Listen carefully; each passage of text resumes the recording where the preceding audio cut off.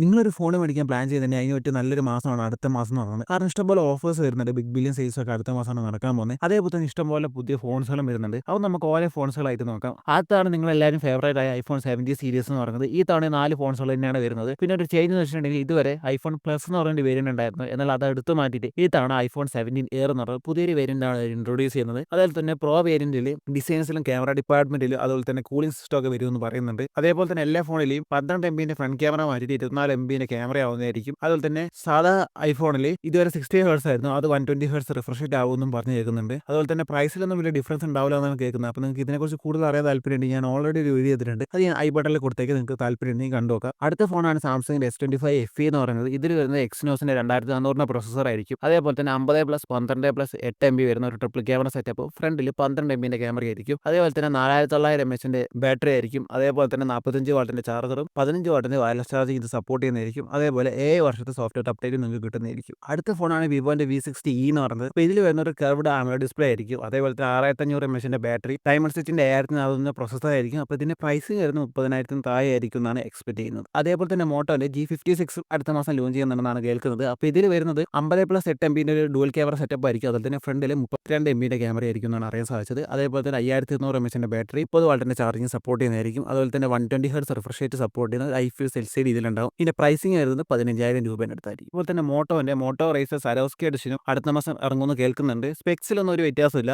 ആകെ ഒരു വ്യത്യാസം പറഞ്ഞ് പ്രൈസിങ്ങിലാണ് 90,000 രൂപയായിരിക്കും. പിന്നെ ഒരു ഫോൺ എന്ന് പറഞ്ഞാൽ ലാവോ അഗ്നി 4 അടുത്ത മാസം ഇറങ്ങുമെന്ന് കേൾക്കുന്നുണ്ട്. അപ്പോൾ ഇതിൽ വരുന്നത് 5000 mAh ബാറ്ററി, ഡയമണ്ട്സിറ്റിന്റെ 8355 പ്രൊസസർ, 60 വാട്ടിന്റെ charge, 120 hertz refresh rate support ചെയ്ത ഡിസ്പ്ലേ ഒക്കെയാണ്. ഇതിന്റെ പ്രൈസിംഗ് വരാൻ സാധ്യത എന്ന് പറയുന്നത് 20,000 രൂപേൻ്റെ അടുത്തായിരിക്കും. അതേപോലെ തന്നെ റിയൽമിയുടെ മിനി ഫോണായ റിയൽമി 50Tയും അടുത്ത മാസം ഇറങ്ങുമെന്ന് കേൾക്കുന്നുണ്ട്. അപ്പോൾ ഇതിൽ വരുന്ന ഡയമണ്ട്സിറ്റിന്റെ 6400 മാക്സിന്റെ പ്രൊസസർ ആയിരിക്കും. അതേപോലെ 5000 mAh ബാറ്ററി, 45 വാട്ടിന്റെ charger, 120 hertz refresh rate support ചെയ്യുന്ന ഒരു AMOLED ഡിസ്പ്ലേ ആയിരിക്കും. 50+, 12 MB ഒരു ഡുവൽ ക്യാമറ സെറ്റപ്പും, ഫ്രണ്ടിൽ 16 MB ക്യാമറ ആയിരിക്കും എന്നാണ് കേൾക്കുന്നത്. പ്രൈസിംഗ് ഒരു 20,000 രൂപേൻ്റെ അടുത്തായിരിക്കും എന്നാണ് എക്സ്പെക്ട് ചെയ്യുന്നത്. അതേപോലെ തന്നെ റെഡ്മി 50 പ്രോയും പ്രോ പ്ലസും അടുത്ത മാസം ഇറങ്ങാനുള്ള സാധ്യതയുണ്ട്. അപ്പോൾ ഇതിൽ വരുന്ന സ്നാപ്ഡ്രാഗൺ 7 Gen 4 പ്രൊസസറാണ്, 5000 mAh ബാറ്ററിയും 90 വാട്ടിന്റെ ചാർജർ ആയിരിക്കും എന്നാണ് കേൾക്കുന്നത്. അതേപോലെ തന്നെ 50+, 8 MB ഒരു ട്രിപ്പിൾ ക്യാമറ സെറ്റപ്പ്, അതുപോലെ തന്നെ പ്രോ പ്ലസിൽ ഒരു കർവ്ഡ് ഡിസ്പ്ലേ ആയിരിക്കും എന്ന് കേൾക്കുന്നുണ്ട്. പ്രൈസിംഗ് അറൗണ്ട് 20-30 അതിന്റെ അടുത്തൊക്കെ. അവസാനത്തെ ഫോണാണ് ഓപ്പോ F31 സീരീസ് എന്ന് പറഞ്ഞാൽ. അപ്പോൾ ഇതെന്ന് പറഞ്ഞാൽ കുറച്ചും കൂടി ഡ്യൂറബിലിറ്റി ഉള്ള സീരീസ് ആണ്. അതുകൊണ്ട് തന്നെ ഇതിൽ 360 ഡിഗ്രീന്റെ ആമർ പ്രൊട്ടക്ഷനും